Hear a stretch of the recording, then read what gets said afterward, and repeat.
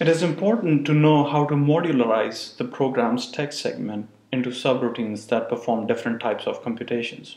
Here we have an example where a subroutine called addM is called from the main function.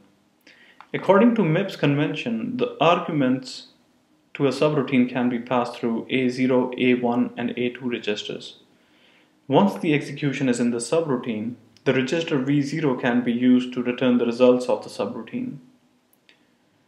Remember that when our program starts executing, the register RA points to an operating system instruction right after the jump and link instruction in the operating system.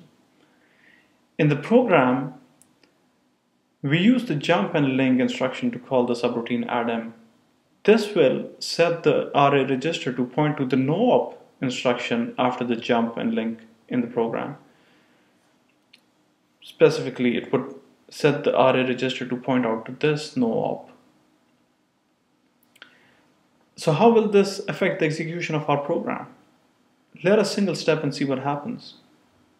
So what happens is that the jump and link sends the control to the first instruction in the addM subroutine.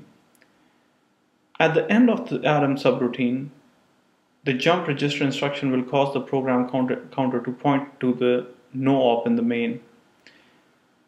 So where will the jump register instruction in the end of main jump to then? Now we need to see that when we executed this instruction at the end of addM, the jump register instruction at the end of addM, it jumped back to the no-op right after jump and link. That's where the return address register is set to point at.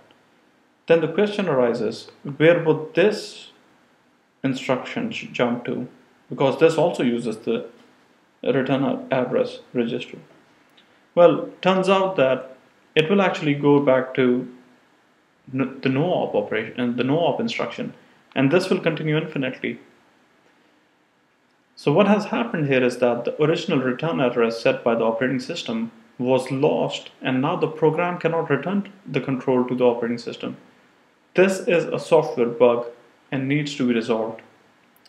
So how can we do this? Well, that's where the stack comes in handy. In the main, just before calling the addM subroutine, what we can do is that save the contents of the return address register on the stack and restore it when we return back to the main from the addM subroutine.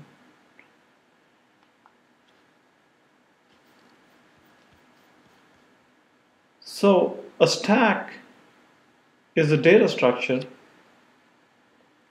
with a last in first out ordering.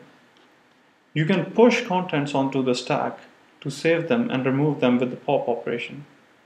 Now remember that in the process stack, the stack segment grows downwards from the higher address range towards the lower address range. To push the three elements A, B, and C, we will need to move the stack pointer downwards. First, the stack pointer is moved down by subtracting as many bytes as the size of A, and then A is pushed onto the stack. B and C are pushed the same way by moving the stack pointer down first and then pushing the contents. To retrieve the data from the stack, the data is read first and then the stack pointer is moved up by adding as many bytes as the size of the element. So the data element C would be read first and then the stack pointer moves up. And the same is the case with B and A. And if you remember the process stack figure from the first slide, it should all come together as to how you manage the stack segment and why it grows downwards. Now, the question arises, how can you do this in assembly? Well, this is the same program as in the subroutines example. Now consider the changes in blue. Just before calling the subroutine addM, we've added some code. And that code is in blue. So what it does is that it saves the contents of the register on the stack and restores it as soon as we return from add_m.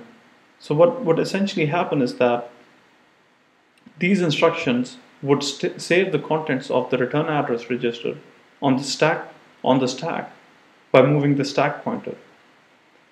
And then the jump and link instruction that would cause the control to, or the execution to jump to the add_m subroutine, it would also set the return address register to point to this instruction.